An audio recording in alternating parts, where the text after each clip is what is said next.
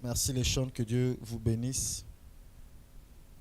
Nous sommes à notre culte d'enseignement ce soir. Et c'est pour nous encore un plaisir renouvelé d'être encore ici ce soir. Alléluia. Alléluia. Et dimanche dernier, nous avons commencé,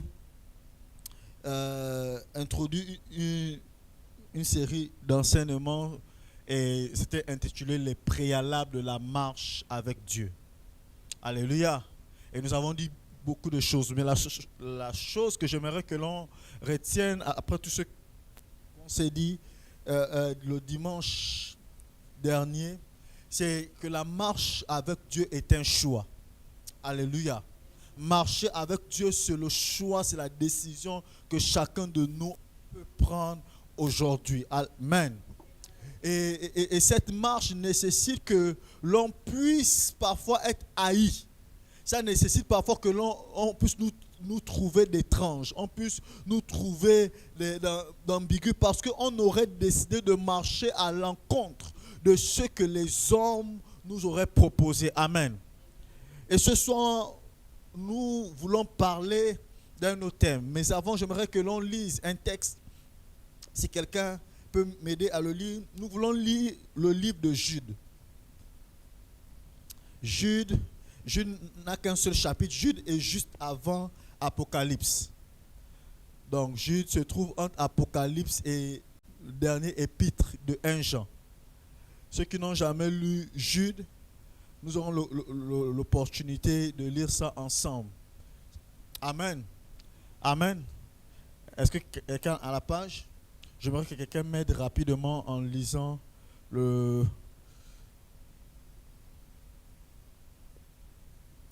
Amen. Jude, le chapitre 1. Bon, ça n'a qu'un seul chapitre. Donc, à partir du verset 1, allais-je dire. De la part de Jude, serviteur de Jésus-Christ et frère de Jacques, à ceux qui ont été appelés, qui sont saints en Dieu le Père et gardés pour Jésus-Christ.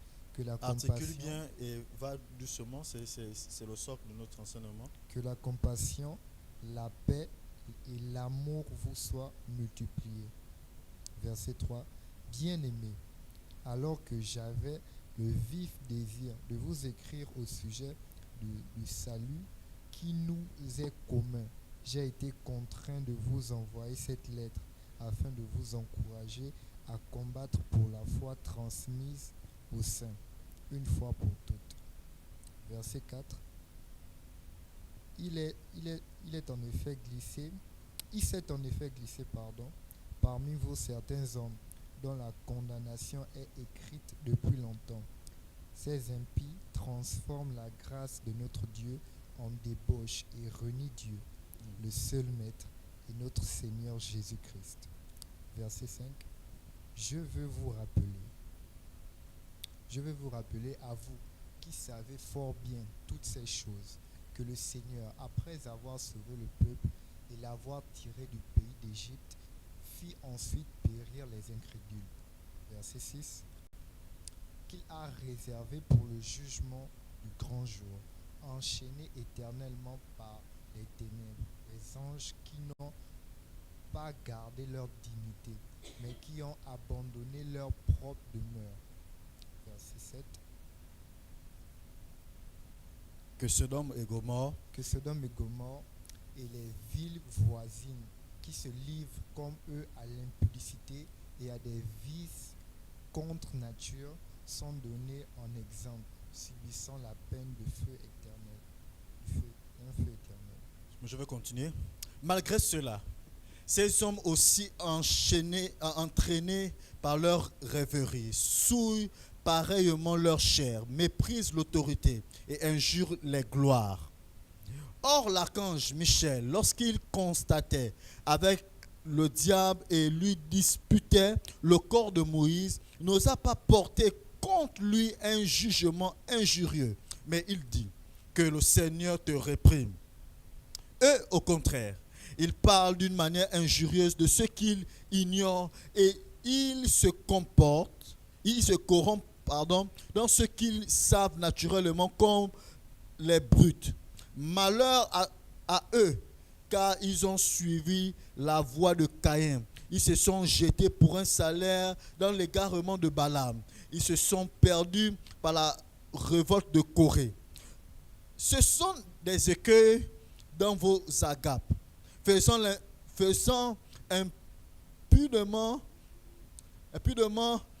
bonne chair, se repaissant eux-mêmes. Ce sont des nuées sans eau, poussés par les vents des arbres d'automne, sans fruits, 2 fois morts, déracinés. Des vagues furieuses de la mer, rejetant l'écume de leur impureté. Des astres errants auxquels l'obscurité des ténèbres est réservée pour l'éternité.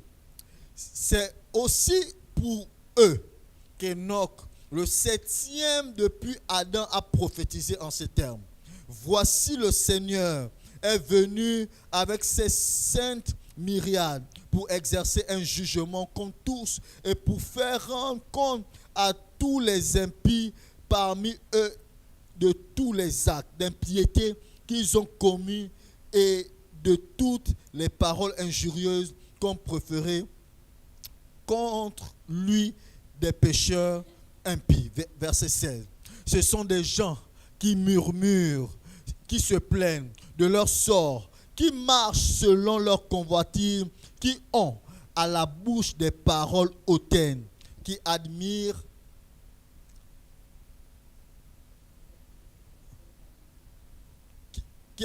les personnes par motif d'intérêt. Verset 17. Mais vous, bien-aimés, souvenez-vous des choses annoncées d'avance par les apôtres de notre Seigneur Jésus-Christ. Verset 18. Ce sont ceux qui provoquent des divisions, hommes sensuels, n'ayant pas l'esprit. Verset 20.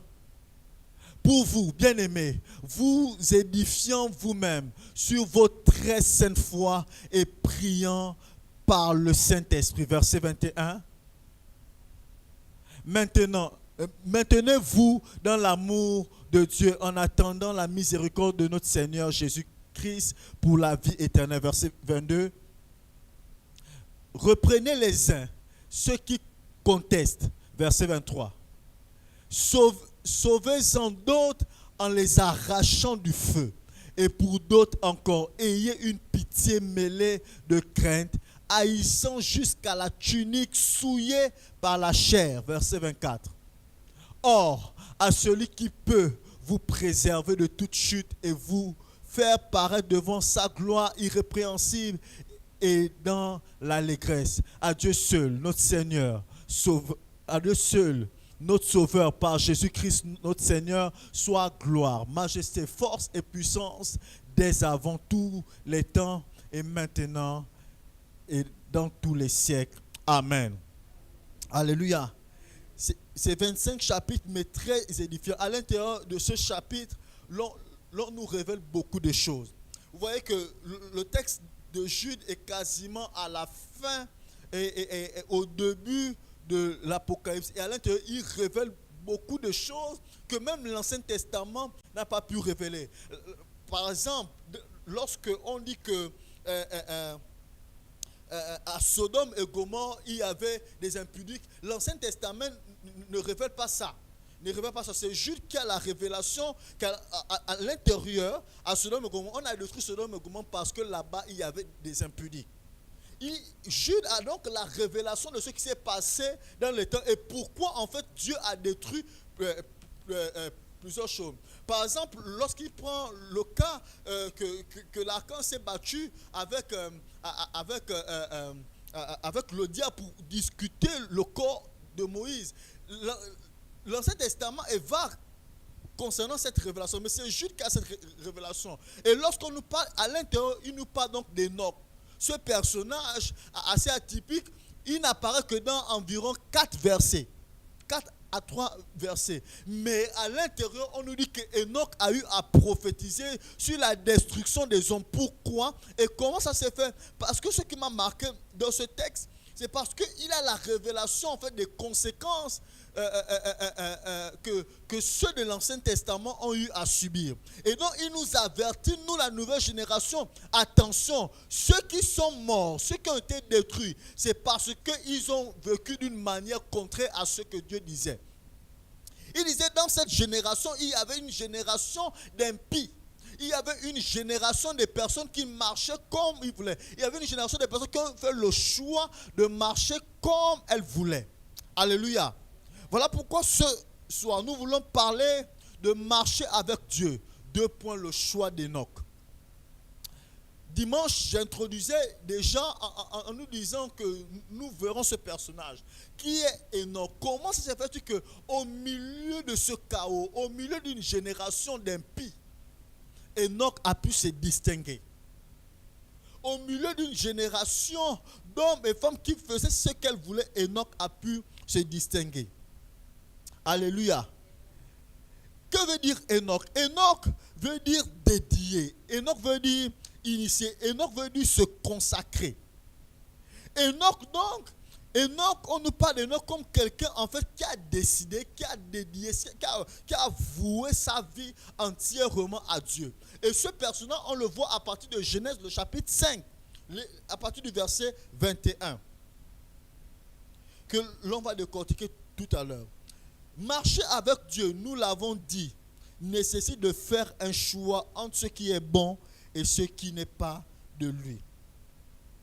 L'ensemble de nos choix ou du chemin que nous empruntons peut être fonction de l'influence que nous avons, des pressions sociales de la vie, de ce que nous subissons, ou bien des personnes que nous avons pris comme modèle. Nous avons dit par exemple le dimanche dernier que marcher avec Dieu, en fait, les préalables dans la marche avec Dieu peut être fonction des personnes qu'on décide d'imiter.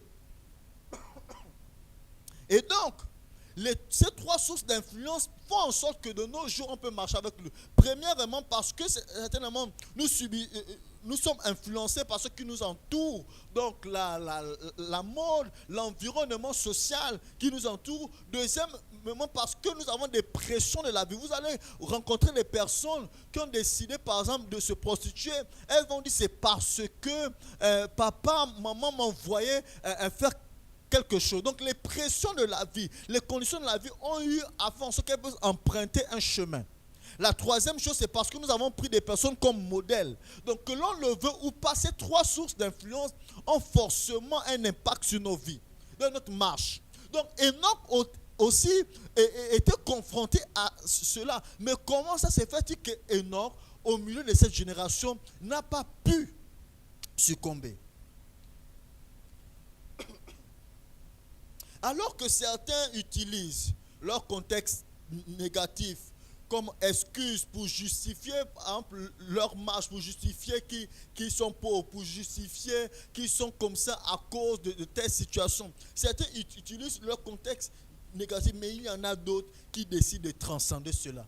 Ce n'est pas parce qu'ils sont nés dans une famille, ce n'est pas parce qu'ils sont nés dans une génération d'impies, ils sont nés dans une génération impudie, ils sont nés au milieu d'une génération de pauvres, qu'ils ont décidé aussi d'être pauvres. Il y a des personnes qui justifient leur état aujourd'hui parce qu'elles sont nées dans ce contexte. Elles disent, bon, moi je suis comme ça parce que j'ai eu à subir telle chose. J'arrive à vivre comme ça parce que j'ai eu à subir telle violence. Mais malgré tout cela, il y en a des personnes qui ont décidé de transcender cela. Ils n'ont pas regardé à leurs conditions. Et c'est ça l'importance de la marche avec Dieu. Au-delà de tes conditions, au-delà de ce que tu peux voir ou avoir, mais la marche avec Dieu te permet de pouvoir transcender tout cela. Alléluia. Et c'est le cas, par exemple, du personnage d'Enoch. C'est le cas d'Enoch. Au milieu d'une génération, Enoch décide donc de pouvoir aller à l'encontre des valeurs que cette génération propose. Et le texte de Jude que nous avons lu tout à l'heure, le verset 14 et le verset 15, nous montre qu'il prophétise la destruction d'une génération. Il annonce le déluge alors qu'il n'a pas vécu le déluge. Il annonce, et donc c'est Noé c'est Noé qui il avait déjà prophétisé que Dieu va détruire la terre parce qu'il y avait trop d'impies à l'époque de Noé. Donc il vivait dans ce contexte-là. Donc il vit dans une époque très ancienne où il y avait une perte de repère totale. Il y avait une perte de valeur. Il y avait une perte de communion avec Dieu. Donc il grandit donc au milieu d'une génération apostate. Une génération qui a renié la foi chrétienne. Ou bien la foi en l'éternel. Une génération qui a décidé d'abandonner la cause de Dieu. C'est ce que cela veut dire, l'apostasie ou bien apostate. Donc ce sont des personnes qui ont décidé de renier Dieu. Ce sont des personnes qui ont décidé de renier, d'abandonner le sacerdoce. Donc au milieu de cette génération-là, Enoch décide de pouvoir marquer la différence. Il décide de pouvoir marquer la différence. Il décide de ne pas se conformer. De ne pas se conformer à ce que la terre, les pressions sociales montrent. Voilà pourquoi le nom de Enoch se traduit par consacré. C'est comme si il avait été, Dieu l'a mis au monde pour pouvoir vaincre en fait l'immoralité, pouvoir succomber directement à l'immoralité. Son choix était destiné à pouvoir transcender ce que cette génération proposait. Philippiens 2, le verset 15 nous dit ceci. Afin que vous soyez irréprochables et purs, des enfants de Dieu irrépréhensibles au milieu d'une génération perverse et corrompue, parmi laquelle vous brillez comme des flambeaux dans le monde. Le texte de Philippiens, l'apôtre Paul nous dit que soyez-en sûrs. Nous sommes entourés d'une génération perverse et corrompue. On ne peut plus rien changer. L'importance du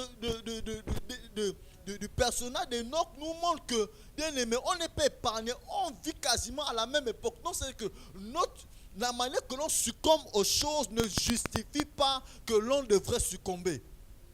Si on ne vient pas à l'église, ça ne se justifie pas parce que Enoch a vécu quasiment dans la même époque, avec quasiment les mêmes conditions.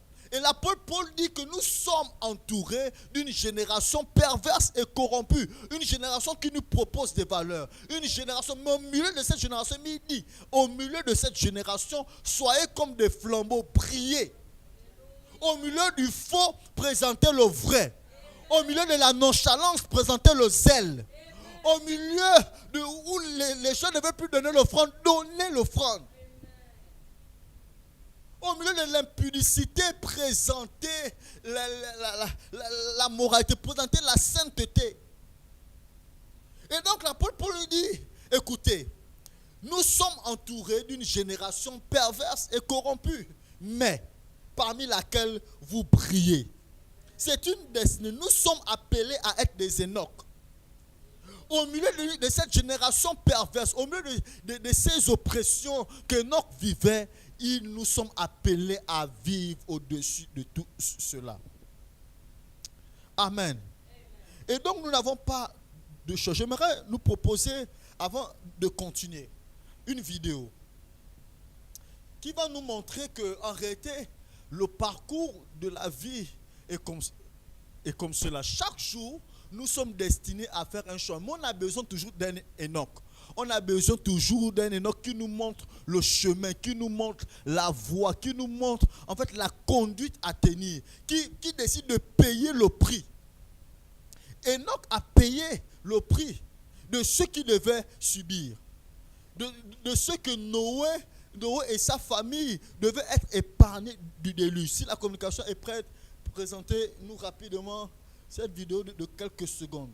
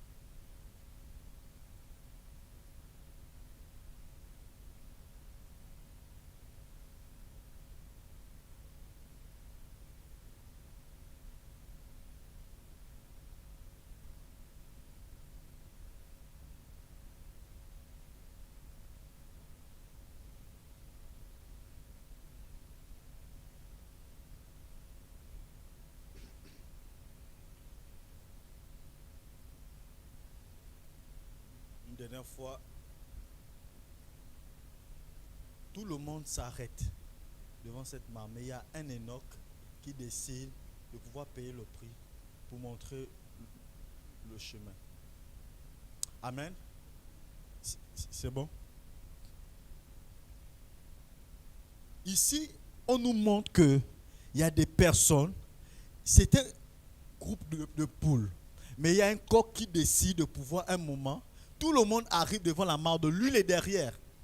Il est entouré d'une génération de peureux, une génération qui décide de ne pas payer le prix.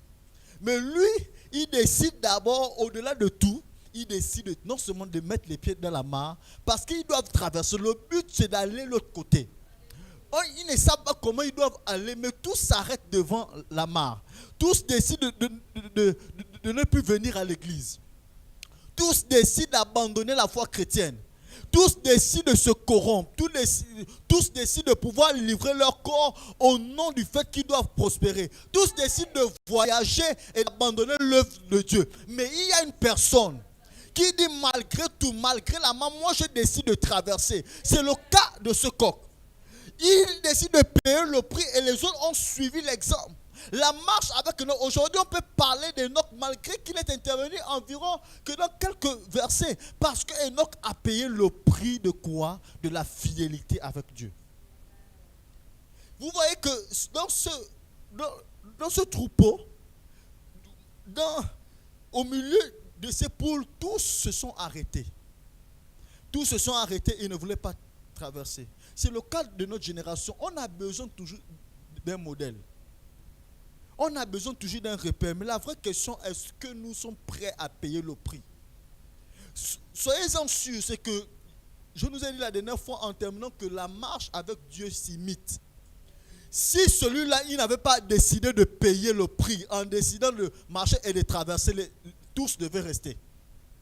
Aujourd'hui, on a besoin, chacun de nous, ce n'est pas une question du pasteur, ce n'est pas une question des ministres, c'est une question que chacun de nous, on doit être comme ce coq-là qui décide d'affronter les obstacles, qui décide de payer le prix, qui décide de se consacrer pour que d'autres personnes derrière lui puissent suivre et traverser aussi. Il montre l'exemple que c'est possible d'aller. Sinon, les autres auraient dit comme ces personnes-là qui ont eu à rendre a fait le rapport à Moïse qu'il a trop de germes. Il a fallu 2 personnes qui donnent un diagnostic contraire. La marche avec Dieu, c'est une marche qui nécessite que chacun de nous, on doit payer le prix. On doit oser. S'il n'y a pas quelqu'un qui s'élève en disant que moi, chaque jour, je viens ici prier et jeûner pour avoir les résultats, le peuple va toujours s'arrêter devant l'obstacle. Il faut que chacun de nous se dise que je suis un jeune, même si les autres ne veulent pas venir. Je décide de vouloir, de me lever chaque jour pour évangéliser. Même s'il n'y a personne, je sais qu'un jour, ils vont me suivre. On voit un coq, assurément, il n'a même pas cherché à écouter, il n'a même pas cherché à s'arrêter. Vous voyez, il vient derrière, il passe seulement. Soyons comme ce coq-là, on n'écoute pas le rapport. On n'écoute pas le rapport des autres espions. On n'écoute pas ce que les gens disent. Ils disent qu'ici, il n'y a plus rien. N'écoutez pas ça. Passez, allons-y, allons-y, allons-y. Parce que le meilleur est à venir. S'il n'aurait pas payé le prix pour traverser, malgré qu'il a mis les pieds dans la boue, malgré qu'il a certainement ralenti à cause de l'obstacle, il n'aurait pas vu la terre sèche. Bien aimé, la marche avec Dieu nécessite parfois que l'on mette les pieds dans la boue. La marche avec Dieu nécessite parfois que l'on avance sans pourtant savoir qu'est-ce qui nous attend. La marche avec Dieu, c'est une marche de foi. On ne marche pas avec Dieu par la vue. Ce coq-là nous a démontré que la marche avec Dieu, d'ailleurs, on va le lire tout à l'heure, que la Bible déclare que dans Hébreux 11, sans la foi, personne ne peut être agréable à Dieu. La marche avec Dieu, c'est une marche de foi. Tu n'as pas besoin d'écouter le diagnostic des gens qui ont échoué. Tous se sont arrêtés devant la mare. Mais il y a une personne qui a osé en disant que le but c'est de traverser. Moi j'avance seulement. Je ne sais pas comment ça va se faire. Je trempe les pieds. Si ça me noie, peu importe, mais je ose d'abord. S'il n'aurait pas fait plusieurs personnes. Mais malgré ça, les autres n'ont pas trempé les pieds, ils ont sauté. Ils ont vu, ils sont allés au-delà de ce que celui qui a payé le prix aurait fait. C'est le but de notre marche. Payons le prix maintenant pour que d'autres personnes puissent faire au-delà de ce que l'on fait aujourd'hui. Alléluia. Voilà pourquoi nous enseignons. Voilà pourquoi nous prêchons pour que demain ça soit facile. Pour que lorsqu'on verra les villes d'Hébron, ça va aller tellement rapidement que l'on se dira comment ça s'est fait. Mais il y a eu des personnes qui ont payé le prix. Il y a eu des personnes qui ne se sont pas arrêtées sur les critiques. Il y a eu des personnes qui ne se sont pas découragées. Bien aimés, ne nous décourageons pas. Peu importe ce que vous voyez autour de vous, enlevez vos oreilles, enlevez vos regards sur ce que l'on voit. Voyons vers Dieu.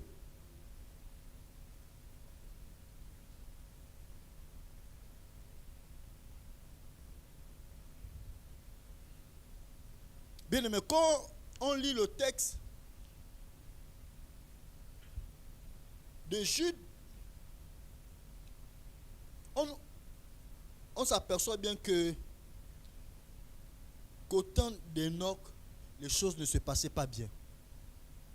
Lorsque vous lisez Jude 1, le verset 14, 15, on dit c'est aussi pour eux qu'Enoch, le septième depuis Adam, a prophétisé en ces termes. Voici le Seigneur est venu avec ses saintes myriades pour exercer un jugement contre tous et pour faire rendre compte à tous les impies parmi eux de tous les actes d'impiété qu'ils ont commis et de toutes les paroles injurieuses qu'ont proférées contre lui des pécheurs impies. On se rend compte que dans ce texte-là, à l'époque de Enoch, ce n'était pas facile. Il y avait le péché abondait sérieusement. Et c'est la même chose que Jésus dit, par exemple, quasiment la prophétie, cette prophétie-là, Jésus la répond dans Matthieu 16, le verset 27, on dit, car le Fils de l'homme doit venir dans la gloire de son Père avec ses anges, et alors il rendra à chacun selon ses œuvres. Bien aimé, la marche avec Dieu, il nous a dit qu'on fera des exploits lorsqu'on marche avec lui. Ça nécessite que le Seigneur va nous rendre selon nos œuvres. La manière dont nous marchons avec Dieu, il va nous rendre selon nos œuvres. Et à l'époque d'Enoch, la prophétie, il a averti pour que d'autres personnes puissent être épargnées. Mais il n'y a que la famille de Noé, quelques années plus tard, qui ont décidé de pouvoir rentrer dans l'arche. Parce qu'ils ont suivi le conseil d'Enoch. Aujourd'hui, nous vivons quasiment dans ce monde que Enoch a décrit. Malgré le contexte, l'environnement spirituel, le mauvais contexte dans lequel on se trouve aujourd'hui, on se rend compte qu'on a besoin de pouvoir être plus fort qu'auparavant.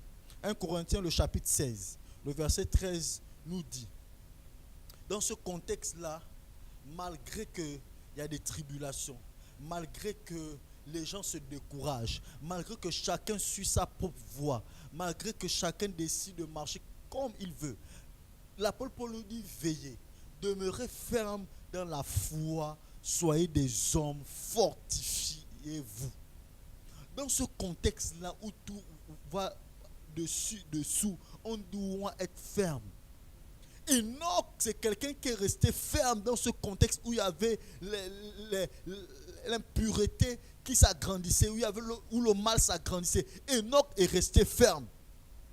Enoch a veillé à sa vie. Il a veillé à sa famille. De sorte que malgré tout, on ne se laisse pas corrompre. Enoch est resté ferme. Voilà pourquoi l'apôtre dit soyez, veillez. Ce monde-là, c'est dangereux. On va toujours nous proposer des choses.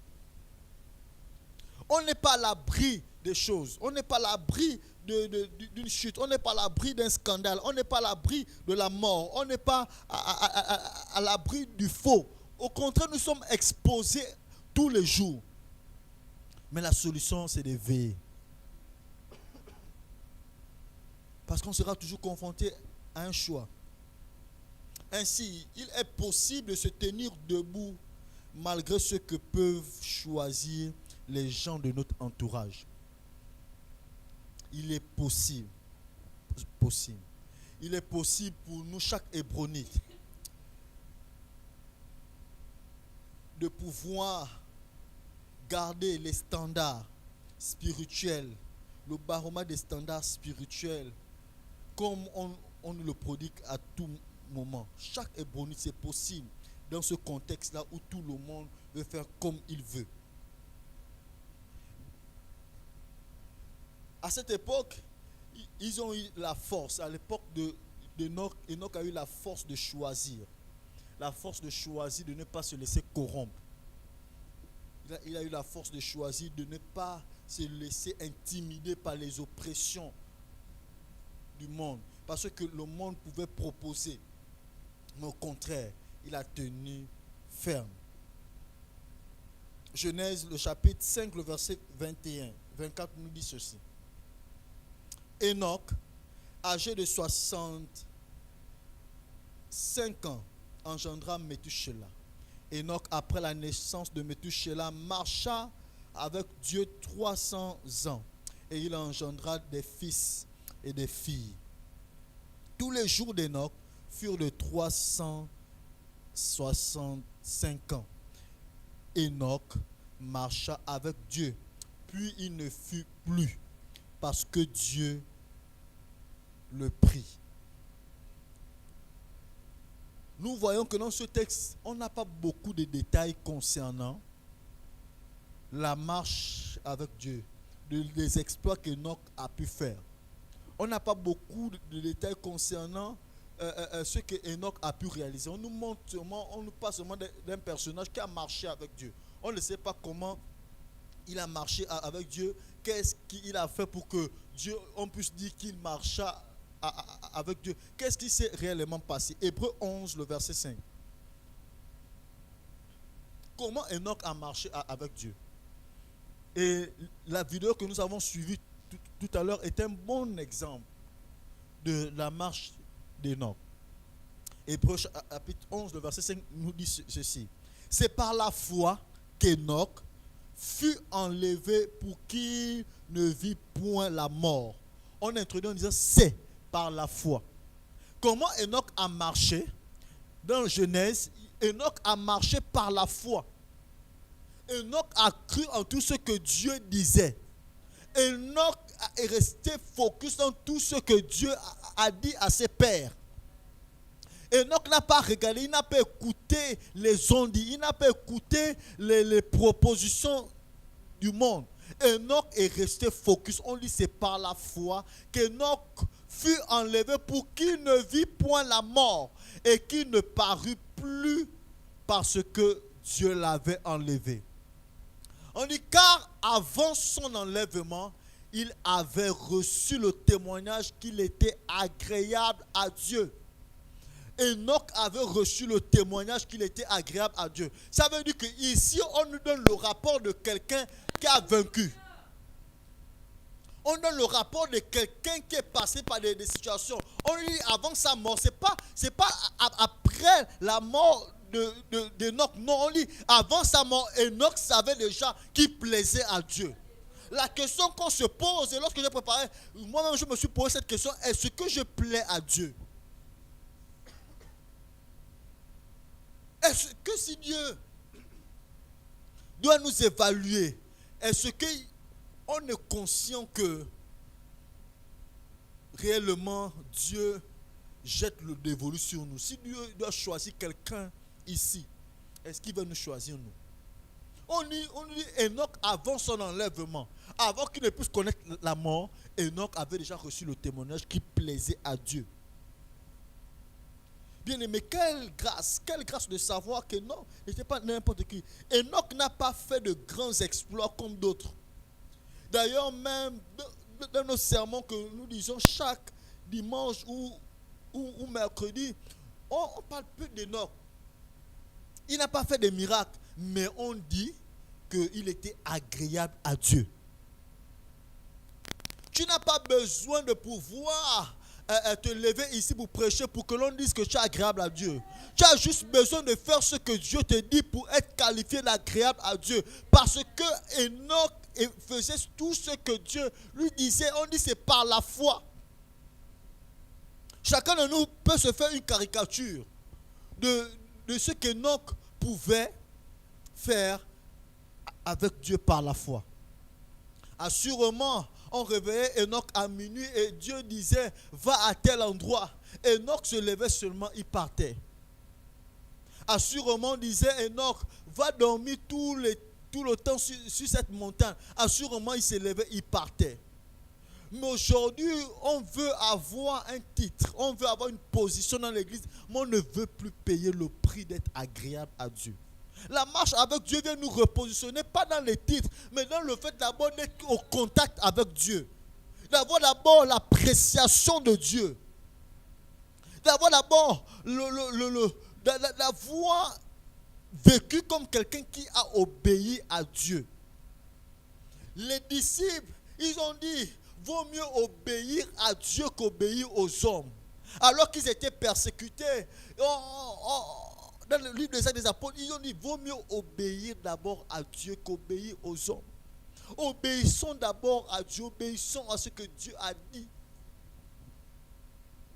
Qu'est-ce que tu vis et que tu as envie de traverser et que tu ne manifestes pas encore aujourd'hui? Certainement parce que tu n'obéis pas à Dieu. De nos jours, Dieu cherche encore des Enoch, des hommes et des femmes qui vont plus loin avec lui. Aller à l'église le dimanche, lire des versets, comme disait le pasteur, avoir juste de la connaissance dans la tête ne justifie pas que l'on marche avec Dieu. Ça ne justifie pas que l'on marche avec Dieu. Le vrai test de la marche avec Dieu se présente lorsque nous avons le choix de vie à faire. Comment on décide de mener notre vie. Et dimanche, je le disais déjà là, le vrai test de cette marche nécessite quel est le choix que nous décidons de faire. Allons-nous nous compromettre ou obéir à la volonté de Dieu? La personne qui marche avec Dieu ne vit pas une vie égocentrique, égoïste, avec la volonté de pouvoir accomplir ses propres desseins. Celui qui marche avec Dieu décide de payer le prix pour les générations futures. Décide de payer le prix pour les générations qui l'entourent. Voilà pourquoi vous avez vu ce coq. Il décide de payer le prix. Enoch décide de ne pas se corrompre. Pas parce que forcément il voulait se corrompre, mais parce qu'il sait qu'autour de... On dit que Enoch engendra des fils et des filles. Donc Enoch est resté ferme parce qu'il sait qu'autour de lui, dans Genèse 5, il a engendré des personnes qui regardent forcément ce qu'il fait. Et donc il doit être un modèle. Marcher avec Dieu, c'est aller là où il veut que nous allions. C'est se soumettre et consacrer notre vie, notre carrière, notre business, nos rêves, nos ambitions à la volonté de Dieu. C'est cela, marcher avec Dieu. Enoch avait fait le choix de pouvoir consacrer sa vie. Voilà pourquoi son nom veut dire consacrer. Consacrer entièrement sa vie, consacrer entièrement ses projets. C'est le choix d'Enoch. Malgré qu'il vivait dans un contexte assez ambigu. Le texte de Hébreux, le chapitre 5, nous révèle quelque chose de particulier. On nous dit que Enoch fut enlevé. Et il n'y a que 2 personnes dans la Bible, dans l'Ancien Testament, et même dans la Bible, hormis Jésus, il n'y a que Élie et Enoch où on dit qu'ils furent enlevés. Pour montrer la portée spirituelle qu'Enoch pouvait avoir, on nous dit tout simplement qu'Enoch fut enlevé. On dit, et qu'il ne parut plus parce que Dieu l'avait enlevé. Dieu a enlevé Enoch. Et la deuxième personne après, c'est Élie. Donc, en quelque sorte, Enoch a été un modèle d'enlèvement. Parce que si Dieu n'avait pas tenté l'expérience d'enlever Enoch, assurément Élie ne devait pas être enlevé. Donc ce sont des personnes qui sont des modèles. Enoch était modèle en tout. Certainement, Élisée n'aurait pas bénéficié du manteau parce que Élie ne serait pas enlevé. Élie aurait connu la mort. Parce qu'auparavant, il y a eu le prophète Enoch qui a été enlevé. Donc on voit qu'Enoch était un modèle, que ce soit dans sa marche, le fait qu'il marchait avec Dieu, mais aussi du fait que Dieu a fait l'expérience d'enlever un humain. Adam n'a pas été enlevé. Ève n'a pas été enlevée. Caïn n'a pas été enlevé. Ah ben, ceux qui sont Méthushélah n'a même pas été enlevé. Mais on nous dit c'est Enoch, c'est là, c'est lui. Celui qui n'apparaît que dans 3 versets environ, lui, il fut enlevé parce que quoi? Il marchait avec Dieu. Si on ne veut pas connaître la mort physique, marchons avec Dieu. On nous donne la solution. Si on ne veut pas connaître la corruption de la chair, marchons avec Dieu. Enoch marcha. Genèse 5, 24 nous dit Enoch marcha avec Dieu, puis il ne fut plus parce que Dieu le prit. Point barre. Il a une vie assez étrange. Enoch a évolué à un autre niveau et il a marqué l'histoire biblique à cause de sa foi authentique. Il fait partie des héros de la foi que Hébreux 11 nous parle. Lorsque l'on lit le texte d'Hébreux 11, on nous montre là l'exemple de quelqu'un qui a marché avec Dieu. Il n'a pas fait des miracles. Il a tout simplement marché avec Dieu. Aujourd'hui, on est à la quête des miracles, on est à la quête des positions. Mais soyons à la quête de la marche avec Dieu. Cherchons à plaire à Dieu. Cherchons à obéir à Dieu. J'ai remarqué que la foi des individus touche beaucoup plus le cœur de Dieu que leur accomplissement. Ce qui fait plaisir à Dieu, ce n'est pas tant ce que tu décides de donner, c'est ta foi. Ce n'est pas tant ce que tu décides de pouvoir sacrifier, mais c'est ta foi. La preuve, c'est que Abraham n'a pas sacrifié Isaac, mais on dit Abraham était père de la foi. Mais on a vu d'abord le désir d'Abraham, la foi qu'il a, la possibilité, c'est que s'il donne Isaac, assurément, si Dieu m'a donné Isaac, il peut me donner un autre fils. Et peut-être même il peut ne pas permettre à ce qu'Isaac soit sacrifié. Donc ce qui fait plaisir à Dieu, c'est la bonne foi. Soyons des hommes et des femmes de foi. La base de la marche avec Dieu, c'est la foi.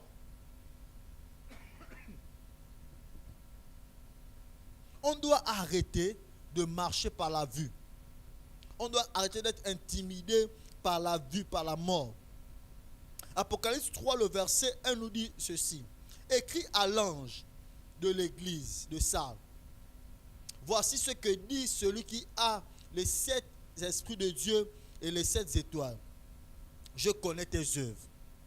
Je sais que tu passes pour être vivant et tu es mort. Il dit, aujourd'hui on veut reposer la marche avec Dieu sur les œuvres. Non, la marche avec Dieu ne se repose pas sur les œuvres. La marche avec Dieu se repose sur la foi en Dieu. On veut reposer notre vie chrétienne sur ce que l'on a eu à donner. Ce n'est pas ça, c'est sur la foi en lui. Est-ce que tu as persévéré? Écoutez, Dieu t'a donné un message. Il t'a dit qu'à tel endroit tu devais rester là longtemps. Peu importe ce que tu as donné avant, s'il t'a dit que c'est à cet endroit que tu dois rester et que tu es parti, peu importe ce que tu as donné, c'est zéro. Parce que Dieu obéit à sa parole. Il n'est pas impressionné par nos œuvres. Ici, on nous parle d'une église Sardes. Il dit, je connais tes œuvres. Il dit, je connais tes œuvres. Tu passes pour vivant en donnant des choses. Tu passes pour vivant avec tes œuvres. Tu passes pour vivant comme quelqu'un qui veut prouver, mais en réalité, tu es mort. La mort, là, c'est parce qu'en réalité, il n'y a plus la foi. Dieu ne voit plus la foi en toi. Dans le Nouveau Testament, on vit par exemple comment Marthe, qui a fait des œuvres, manque le but, tandis que Marie fait la bonne chose en étant au pied de Jésus. Le service ne va jamais remplacer la foi. ton service ne va jamais remplacer la foi. Ce qui est mieux, c'est de faire un service avec la foi. C'est de venir servir ici en croyant en ce que Dieu a dit. C'est de venir servir en étant agréable parce que Dieu aurait vu la foi. Si tu fais le service sous la pression de ce que les gens vont dire, ce n'est pas bon. Parce que Marthe voulait prouver certainement qu'elle est celle qui s'occupe mieux de Jésus. À l'église, on veut prouver qu'on est celui qui s'occupe mieux de l'église. On est celui qui donne le mieux à l'église. Ce n'est pas ça, ça n'impressionne pas Dieu. On sera toujours comme des Marthes. Mais il y a une personne qui décide de pouvoir payer le prix, de rester auprès de Jésus, de pouvoir marcher avec Dieu. C'est cela que Jésus dit, Marie a choisi la bonne part. Parce qu'on est resté auprès de Jésus. La Bible dit que ça, avec Dieu, nous ferons des exploits. C'est en restant auprès de lui qu'on fera des exploits. Amen. Nous voyons aussi que avec le centenier romain a touché le cœur de Jésus, pas parce que il avait beaucoup d'argent, mais à cause de sa foi. Il dit seulement, dis seulement un mot, et mon serviteur sera guéri. Dis seulement un mot. Ce soir, il est question que l'on fasse une introspection de nous-mêmes et savoir si réellement on marche avec Dieu ou bien on se contente seulement de venir à l'église. Ou bien on se contente seulement de pouvoir donner. Est-ce qu'on marche avec Dieu? Nous avons vu que marcher avec Dieu nécessite d'avoir la foi. Devenons comme Enoch des héros de notre temps, en refusant de se corrompre, en refusant de marcher comme ce que les gens nous proposent dans ce siècle. Devenons des héros de notre siècle. Peu importe comment les gens vivent, peu importe comment les gens se comportent à l'église, dans le monde, dans notre famille, décidons de devenir des héros en ayant pour référence Jésus, en ayant pour référence sa parole, en ayant pour référence les principes de Jésus. On dit que c'est Enoch par la foi. Enoch par la foi. Alors, la Bible dit que la foi vient de ce que l'on entend. Enoch donc a entendu la voix de Dieu pour qu'il décide de marcher avec Dieu. Éphésiens le chapitre 5, le verset 2 et 8 nous dit par exemple, marchez dans la charité à l'exemple de Christ, qui nous a aimés et qui s'est livré lui-même à Dieu pour nous comme une offrande et un sacrifice de bonne odeur. La marche avec Dieu nécessite d'être comme Christ, qui décide de se sacrifier, qui décide d'offrir son corps, qui décide de marcher dans l'amour. Marcher dans l'amour, Enoch a payé le prix parce qu'il aimait ses semblables. Il voulait qu'il soit le modèle de sa génération pour que nombreux puissent être sauvés. On dit bien il prophétisait. On dit que s'il a prophétisé, c'est qu'il a averti aux gens de son époque que Dieu va détruire la terre, comme à l'époque de Noé. Et on dit il a prophétisé, donc il a parlé de la part de Dieu pour que les gens ne puissent pas être ne puissent pas connaître le déluge. Voilà pourquoi Dieu nous dit ici par la bouche de l'apôtre Paul, marcher dans la charité, marcher dans l'amour, marchons dans l'amour ensemble. Le verset 8 du même texte nous dit ceci. Verset 8.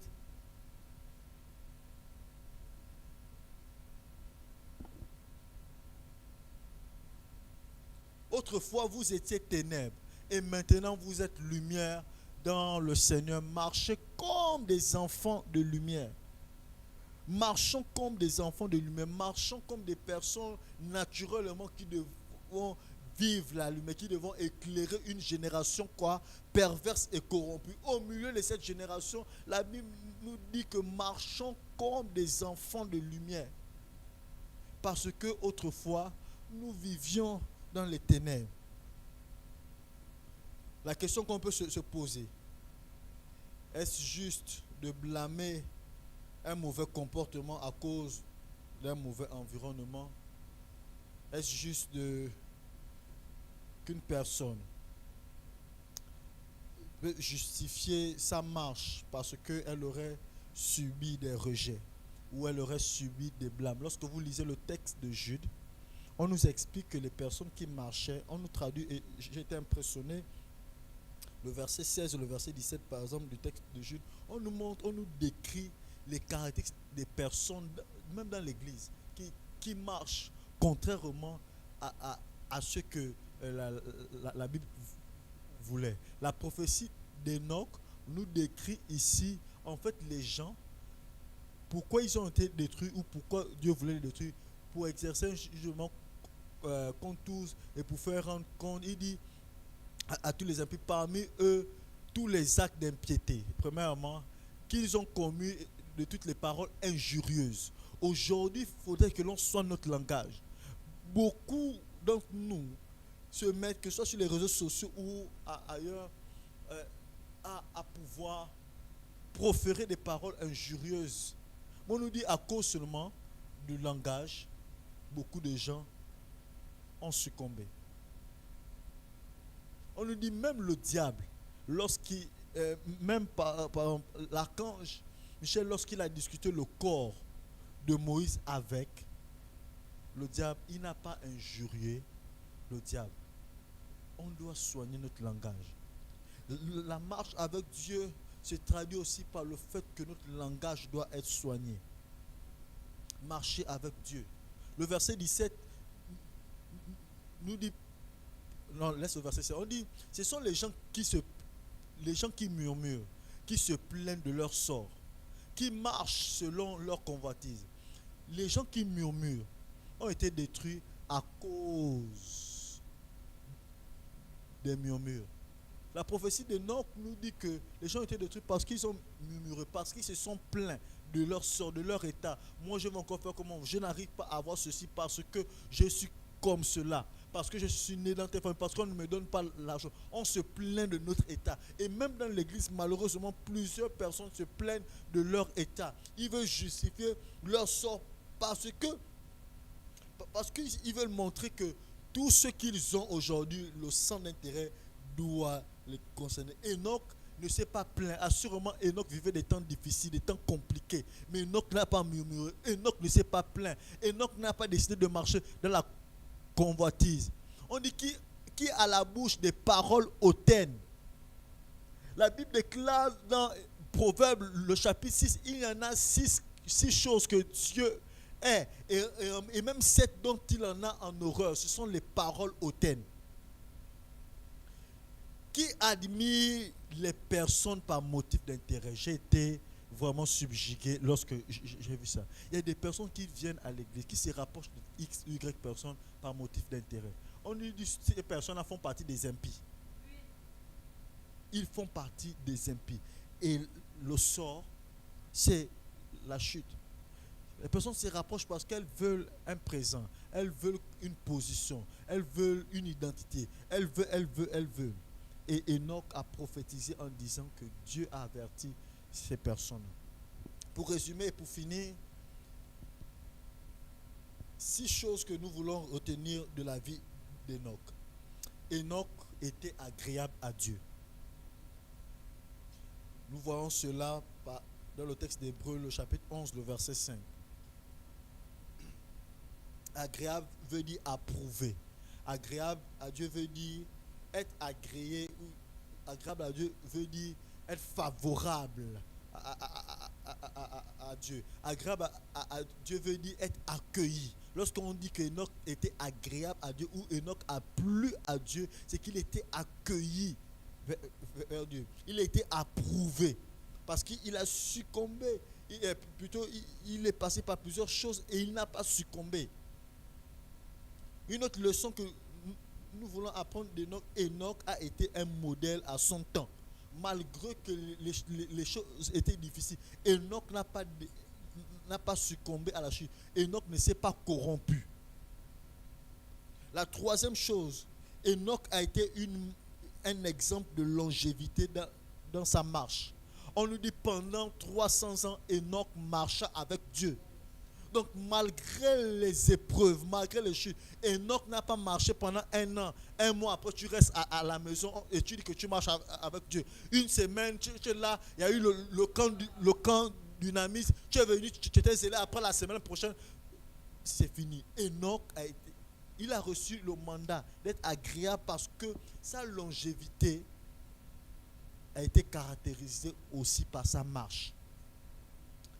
Enoch a été constant dans sa marche. La 4e chose, Enoch a été constant dans sa marche. Il n'a pas aujourd'hui connu une marche descendante et aujourd'hui une marche ascendante. Enoch est resté constant dans sa marche. Voilà pourquoi on dit qu'il a plu. On dit c'est par la foi qu'Enoch. Enoch, 5e chose, Enoch n'a pas connu la mort physique et la mort spirituelle. Enoch, à son temps, sa marche a fait en sorte qu'ils ne connaissent pas la mort physique, parce qu'il était enlevé. Nous dit non seulement Genèse le chapitre 5, le verset 24, et Hébreux 11, le verset 5 nous dit, il n'a pas connu la mort physique, mais il n'a pas aussi connu la mort spirituelle, parce que la Bible nous dit dans Hébreux le chapitre 11, qu'à son temps, avant qu'il ne puisse mourir, on a dit qu'Enoch était agréable à Dieu. La 6e chose, Enoch était un homme de prière. Le texte de Jude, le verset 14, on dit qu'il prophétise. S'il s'est mis à prophétiser, c'est qu'il a eu un message de l'Éternel. Il a eu un message de l'Éternel, c'est parce qu'il avait une communion avec Dieu. Il ne veut pas prophétiser. Dieu ne veut pas décider de passer par quelqu'un qui n'a pas une relation avec lui à travers la prière. Enoch était un homme de prière. Si tu veux marcher avec Dieu, si on veut marcher avec Dieu, soyons des hommes et des femmes de prière. Et pour finir, 7e chose, Enoch savait lire les temps dans lesquels il se trouvait. Alléluia. Que Dieu nous bénisse ce soir.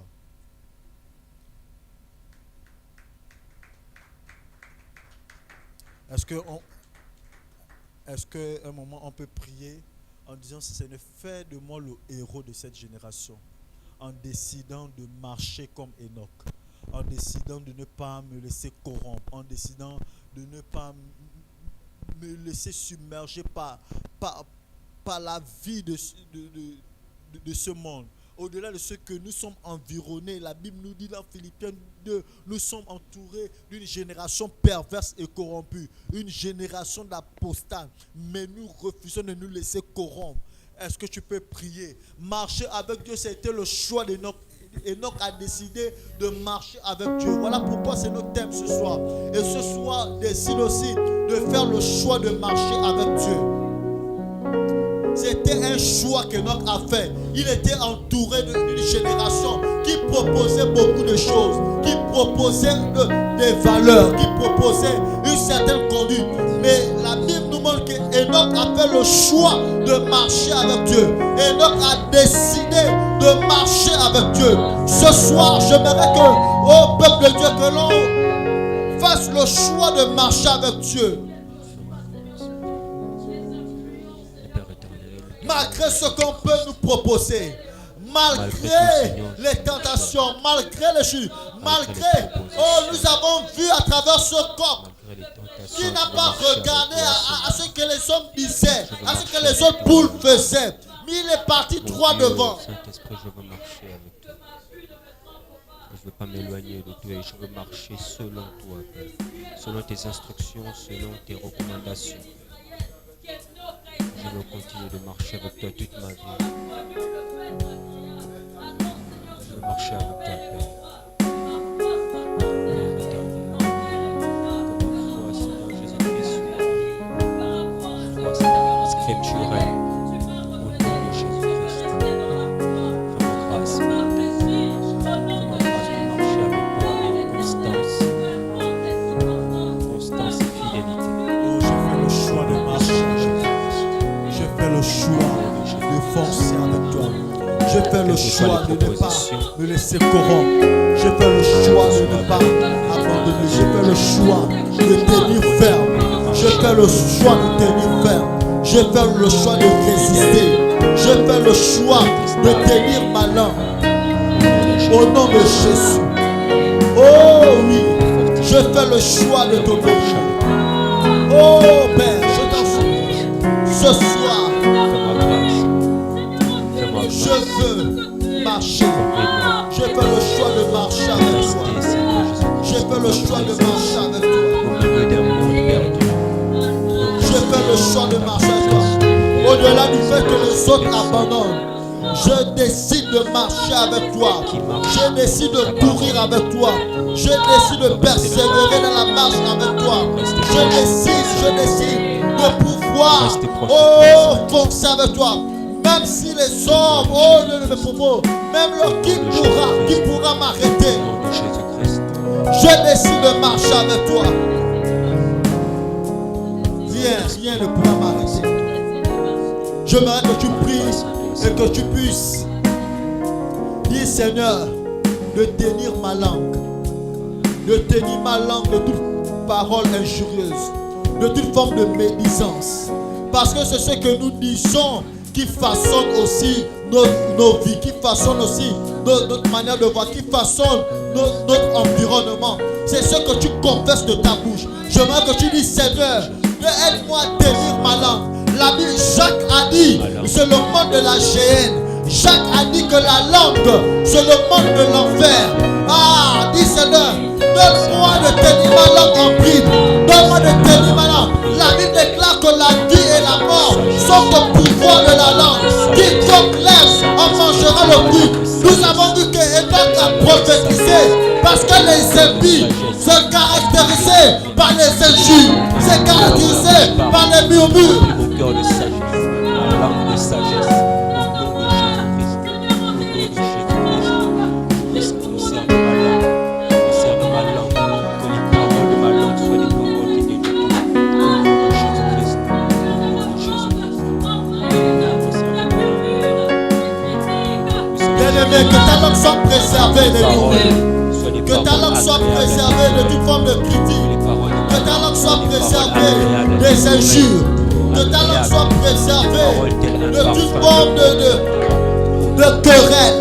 Que ta langue soit préservée d'animosité. Que ta langue soit préservée.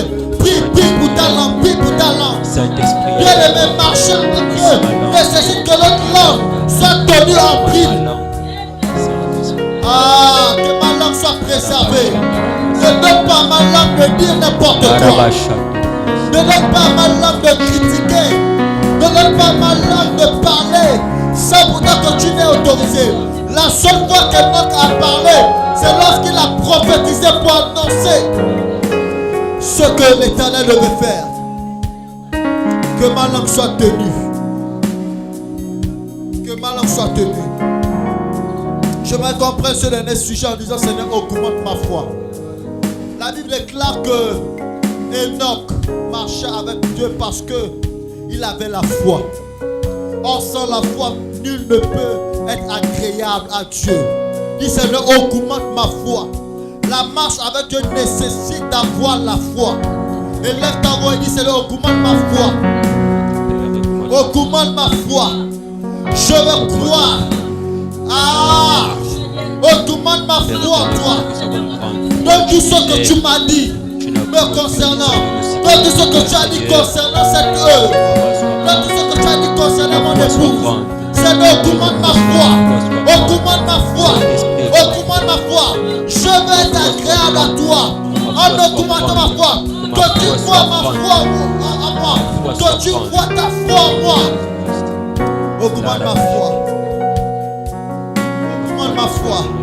Augmente ma foi. Augmente ma foi. Que ma foi grandisse. Que la foi de chaque hébrolite grandisse. Que la foi de chaque hébrolite grandisse en ce lieu. Afin que nous soyons des hommes et des femmes. Oh, comme Enoch. Au nom de Jésus. Donne-nous d'être des héros de cette génération. Nous voulons faire le choix. Et nous avons fait le choix ce soir de marcher avec toi. Ce mois, nous avons fait le choix de marcher avec toi. Oh, oui, ce mois, nous avons fait le choix de pouvoir courir avec toi. d'être avec toi toujours et toujours. C'est par la foi qu'Enoch fut enlevé. Seigneur, merci pour ces instants. Toute la gloire te revient au nom de Jésus. Amen.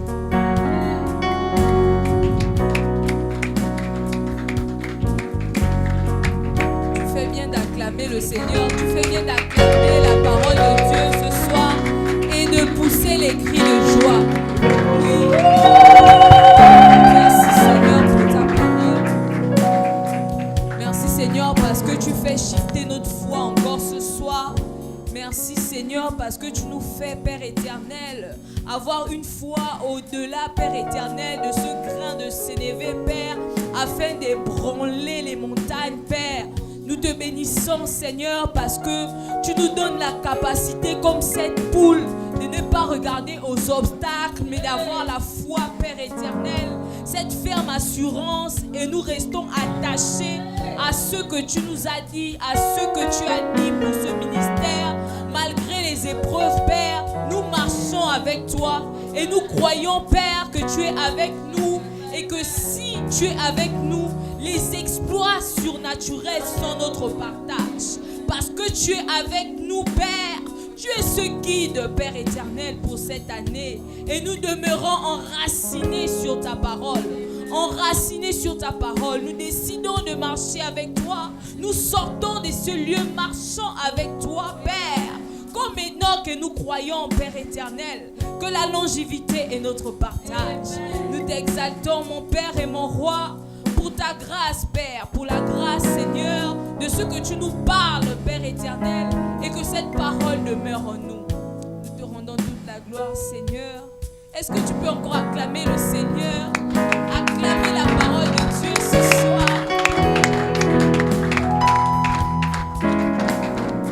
Alors que toute bonne chose excellente a un début et une fin,